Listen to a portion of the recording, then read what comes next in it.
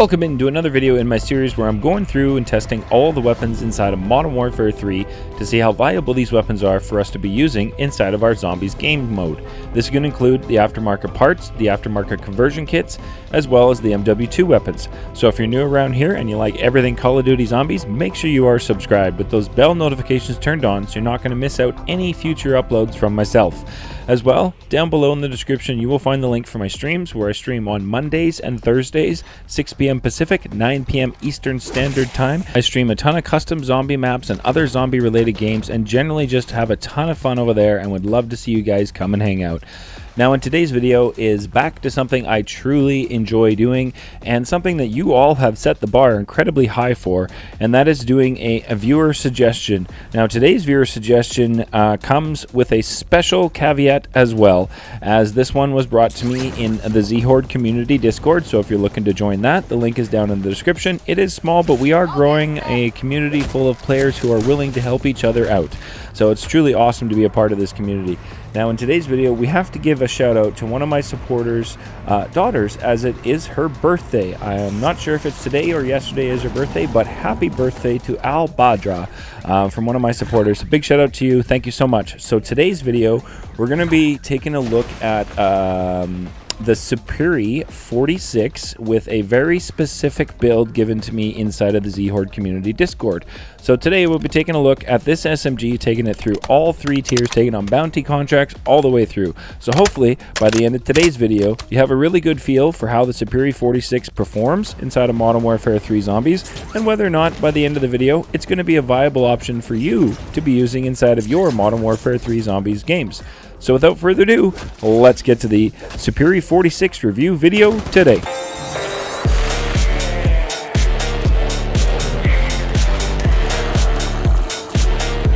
Alright, welcome into another video and thank you so much for tuning in today. We're going to be taking a look at an SMG that with a very specific build.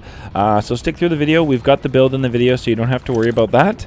And we're looking at the Superi-46 today, and when I spawn in and do my weapon testing videos, we put on all of my perks with no additions to the weapon to make it any stronger. Aside from running Deadshot Daiquiri as a mouse and keyboard player, I like the extra critical damage. We do have two extras in the gear today, which is the golden armor plates and mags of holding to test on the Superi-46 for later on in the match. So stick through the entire video to see how it performs with mags of holding. As well, what an ending to this match. Make sure you watch the entire video to see how the ending unfolds, because that was certainly what I was not expecting. So we grab our first bounty contract of the day inside of Tier 1, and typically I try and take this on at white rarity with no ammo mods or anything else, but our first contract of the day decided to auto-complete itself when I got close. So we went and, you know, take two, grab a second bounty contract inside of Tier 1, and hope that we can take this one on inside of Tier 1 at white rarity with no, nope, we're not able to do that either. I had two of my first bounty contracts of the day just auto-complete themselves. So we had to hope that third time was the charm and track down our third bounty contract inside of Tier 1 to, you know, get this video started. It was definitely a bit of a struggle, and I'm kind of frustrated with seeing these bounty contracts auto-delete themselves. That definitely makes these videos a bit more of a challenge to record, as I have to hunt down more and more bounty contracts. So we did find our first bounty contract of the day, which had another player trying to run over our Mimic inside of Tier 1. I'm not sure. I feel like this player was very new to the game. I'm not exactly sure what was going on here. But he was definitely, or they were definitely trying to help out with the bounty contract, which was appreciated for sure. But here we are, we're able to pretty much finish off our Tier 1 bounty contract at white rarity with no ammo mods and no pack-a-punch on the Superi-46 with this specific build, and holy smokes, I was really impressed just with how well it handled that first bounty inside of Tier 1, how much damage it was able to do to that bounty contract when hitting critical shots, and in the reward rift, I got a schematic. Now, seeing how that player was performing, I figured they might need one of these schematics, so I figured I'd give it a shot and see if I'd be able to help out another player by giving them a schematic. And lo and behold, he certainly needed it, or they needed it, so that was awesome to see. So the next thing to do was push on and find a Pack-a-Punch, and then go visit the Pack-a-Punch machine. Now, I definitely want to keep the Mark of the Survivor camo, which you get for completing all 5 waves inside of the Unstable Rift. I definitely wanted to keep that and the blueprint. So, in order to do that, you go and melee the Pack-a-Punch machine before you use the machine, or apply a Pack-a-Punch crystal, and your ammo or camo and blueprint will stay on your weapon for the rest of your run. Unless you go into the Unstable Rift or the Dark Ether, you will lose your camo in there. So here's our second bounty contract inside of Tier 2, taking it on at Pack-a-Punch only, white rarity with no ammo mods. And truly astounding damage to see from this SMG. So the next thing to do, I mean, I was really excited. This is definitely feeling really strong, up there with one of the most broken weapons in the game, I currently feel. So at this point, I was excited to put Legendary on it with Shatterblast and go track down our final bounty contract of the day inside of Tier 1 and see if this is, you know, a 2-shot, a 1-shot, just auto instant delete, and I was not disappointed in the least. That Mimic bounty contract was just absolutely eviscerated. He had 0 chance. At this point, I was really excited to continue to push on through the threat levels inside of this Zombies game mode and see what this SMG is capable of. So it was now time to move into threat level 2 and go off and grab ourselves our bounty contract and take it on without increasing any of the damage output to this SMG for our Tier 2 bounty contract, and take it on at pack level 1 legendary with Shatterblast to see how well it performs inside of Tier 2. And our first bounty was a Disciple. Yay! I don't like Disciples just because they're annoying. But the damage output by this SMG, I was already impressed. We're only pack 1, and I was not having any issues dealing the damage to this bounty contract inside of Tier 2, being pack 1 and legendary. I felt incredibly confident in this situation. Like, I wasn't really worried about being able to get rid of the Disciple. I wasn't really worried about being able to handle the zombies that were in the area. And being only pack 1 inside of Tier 2, this is definitely awesome to see. So at this point, I was really excited to kind of complete this bounty contract and, you know, increase the damage output on this SMG and continue to see how well it handles bounty contracts inside of Tier 2. So to do that, we have to go off and visit Pack-a-Punch and increase the damage output on the SMG again to Pack-a-Punch level 2, and then track down another bounty contract inside of Tier 2 and see how this SMG handles a bounty contract inside of Tier 2. Now that we are now, you know, the damage output has been increased to pack 2. We have legendary and we have Shatterblast. So typically, this is where most players, I feel, are going to be running around inside of Tier 2 at either Legendary, Epic, or Blue and Pack 2. And so how does this weapon perform in that situation? It's definitely a viable option. I was really impressed with the damage output of this SMG, being only Pack 2, and how well it handled another freaking Disciple. Why does it keep giving me Disciples? I hate Disciples. Give me something other. So here we are, dishing out the damage to our bounty contract in the background, handling the crowd control as it comes to me. I put out a decoy to kind of focus fire in on our bounty here and hope to be able to, you know, possibly finish him before all of the riffraff responded and the decoy was over. But they attacked me before I was able to finish off our bounty contract. But again, I wasn't really feeling any concern in this situation. The weapon handles extremely well. Being an SMG, I've got the movement speed that I need. It definitely handles really well. It shoots virtually dead straight. The build for this is almost a laser beam. Truly amazing. So thank you so much. I definitely appreciate the weapon suggestions. It is a ton of fun to run your guys' weapon suggestions. So at this point, there's not much left to do but head off into Tier 3.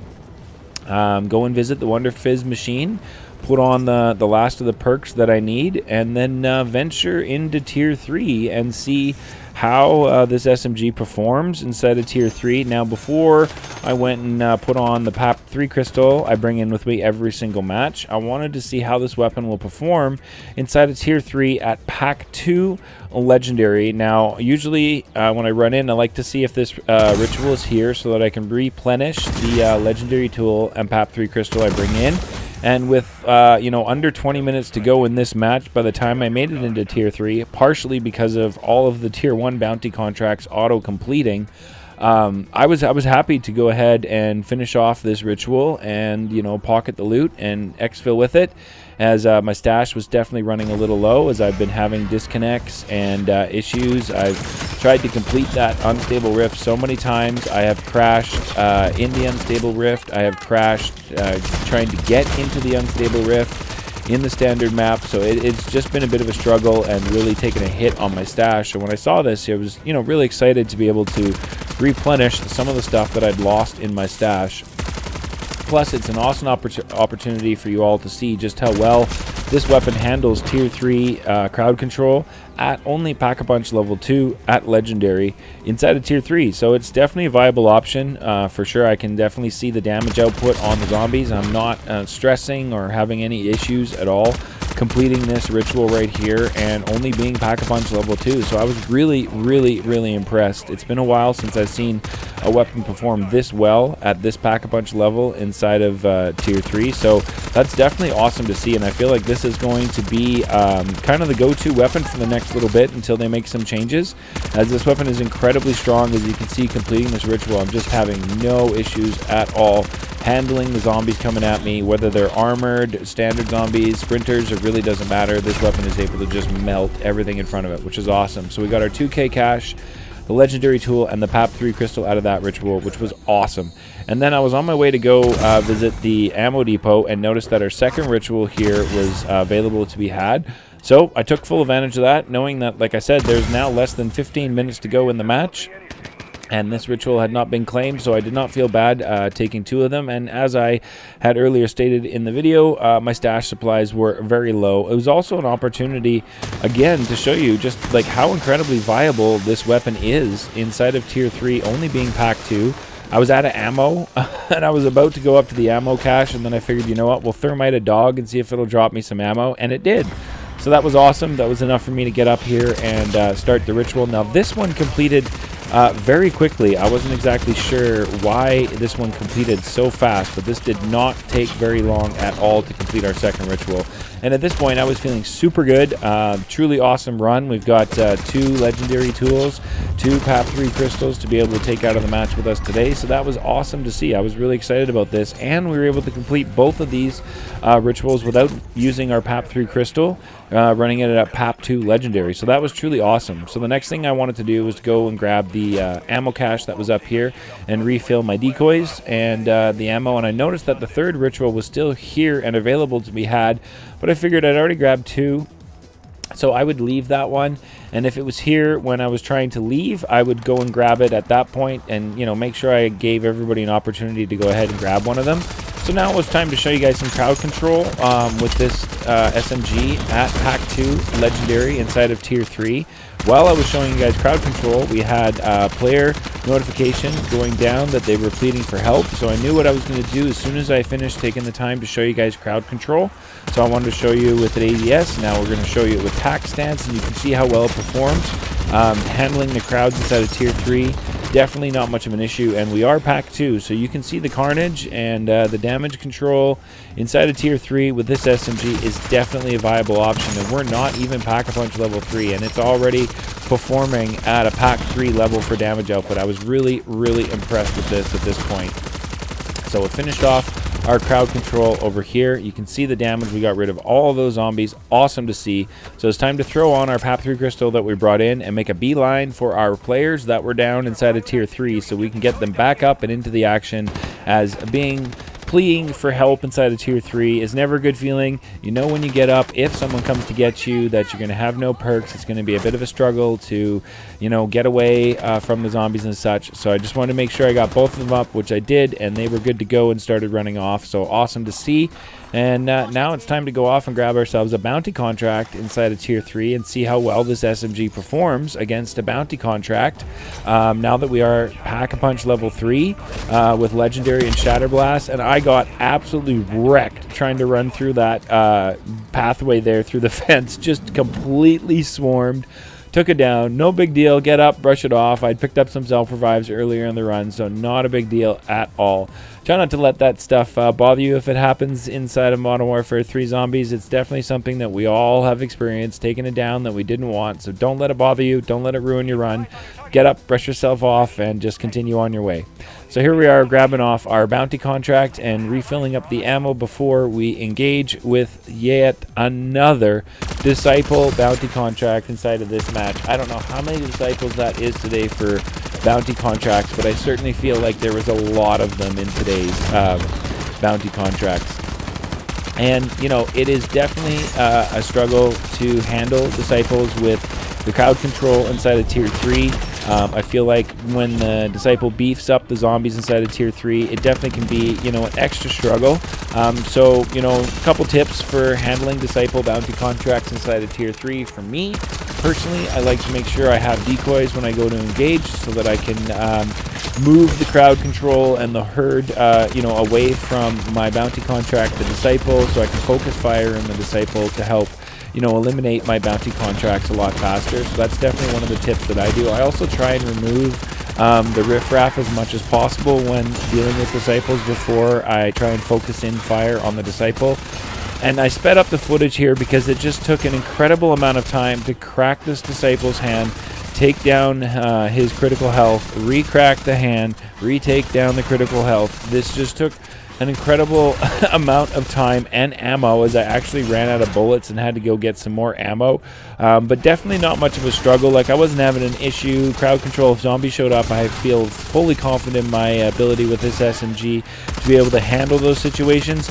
And the critical damage that I'm able to do to Disciple inside of Tier 3 with this SMG is definitely a viable option.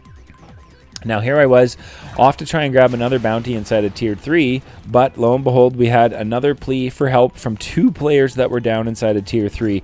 So I made a beeline to go over and grab them, and I could tell why they had gone down. They're doing the spore control here, and our bathhouse bouncer, Mega Abomination, was in the area, probably causing all kinds of problems. I also felt like they had a Mangler bounty contract here, because this Mangler was definitely beefed up for sure when I went to engage it to kind of help them clear out the area. That Mangler seemed like he had a lot of extra health. So I feel like that might have been a bounty contract, but couldn't tell. It just said Mangler for me. So either way, good to see we got them back up. That's 4 revives in this run today. I was feeling really good about that. So now it's time to go off and grab another bounty contract and hope that we can grab ourselves a Mega Abomination bounty to show you guys, you know, just how well this SMG performs with a Mega Abomination bounty, but we weren't unable to. So I got a Mangler bounty contract here, and I just wanted to show you, like, this is such a viable weapon to be using at max damage output. So we're legendary. We have PAP 3, we have Shatter Blast on it for the plates regeneration inside of Tier 3, and you can see the damage output on our Mangler bounty contract inside of Tier 3. Like, this gun is just shredding his health bar. Truly an awesome weapon. I highly recommend we all give this a run and take it into our games and see how well it performs for you inside of your zombies mode, because for me, this thing absolutely shreds. It's definitely one I'm going to recommend. We got a nice Pack-a-Punch 2 crystal out of that and a sigil, which at the time when I grabbed it from my reward rift here, I was thinking, perfect, we'll head off to the Season 2 Dark Ether at the end of the match and grab it. And then I noticed the time. We're now inside the last 15 minutes. The storm is on his way, and so I was heading out of Tier 3 and grabbed the ammo cache before I did and noticed, excuse me, I have the hiccups, that the final ritual was still available to be completed. So I took this opportunity to go ahead and complete this final ritual and grab the last legendary tool and PAP 3 crystal that's available from these rituals inside of Tier 3. I was truly flabbergasted at this point that this ritual was still here with such little time to go in the match. And so I was just, you know, feeling blessed to have this opportunity to grab some more loot and get out of the match with all 3 rituals complete. Definitely felt like I gave ample time for other players to come in and take advantage of the rituals and pocket the loot for themselves. And so if this lobby's not going to be doing that, then I will definitely take advantage of it. I am happy to. But again, like, this is such a strong performing SMG. You can see I was just not having any issues at all completing this. Even the zombies at range weren't much of an issue. At this point, I was heading off to the Dark Ether, and then I checked my loot and thought twice about it right there. That was my thought process as you saw me pull a 180. I thought, you know what? Let's not go to the Dark Ether. Let's not risk crashing and losing all of this epic loot. Let's make a beeline to an exfil and get the heck out of Dodge and keep this amazing loot. So that's exactly what I did. I made a beeline for an exfil, and we marked it, and we were on our way, and as I almost got to my exfil, the storm had consumed it. So at this point, the panic had started to set in a little bit. I was starting to wonder, am I going to make it to another exfil? I mean, you can see the storm was at my back. I was pushing forward to try and get to our final exfil. With the storm chasing me behind, I finally made it here. You can see how close I was to the storm as I'm pushing to the exfil. Totally wondering if I'm even going to be able to activate the plane at this point. As you can see on my TAC map, the storm is further forward on my right-hand side of the TAC map, and that's where the activate exfil was. So at this point, my heart was racing. I was wondering if I was going to be able to make that final exfil and grab the helicopter. Thank goodness I was able to do that. And holy smokes, we are now inside of 5 minutes to go in the game before it will eliminate you for, you know, staying for the entire length of time. And here we are. The helicopter hadn't even come down and landed yet. We were inside of the storm. This was truly a really intense exfil. Now you can see how well this SMG performs with the zombies at the exfil that have been beefed up from the storm. It's definitely like we're still melting them like a hot knife through butter. That definitely wasn't much of an issue. I was only panicking because of the storm and not seeing the helicopter arrive. I was wondering if it was bugged out or whatever, but we finally made it out. Also, my game had been stuttering this entire video, and I was really concerned about whether or not I was even going to be able to continue to exfil and keep all of my gear. So thank goodness we made it onto the exfil chopper. Holy smokes. What an unbelievable run today. A truly awesome weapon suggestion, as this one was just an absolute shredder and such a fun one to run today. So thank you everybody for tuning in to the video today. I truly appreciate the support. And remember, if you guys are new around here, make sure you subscribe. Help me reach my next goal of 4K subscribers, which will unlock our very next third Black Ops 6 giveaway. Now, at the end of the video, like I always do, we're going to share the weapon build. So this was the weapon build that I was given to use with these specific attachments to run on the Superi-46. And I have to say, this build definitely shreds, shoots laser straight. So truly amazing job, awesome build. And the camo that we're running on there is the Mark of the Survivor that you unlock from completing all 5 waves of the Unstable Rift. It is in your all camos under events, and it's right there.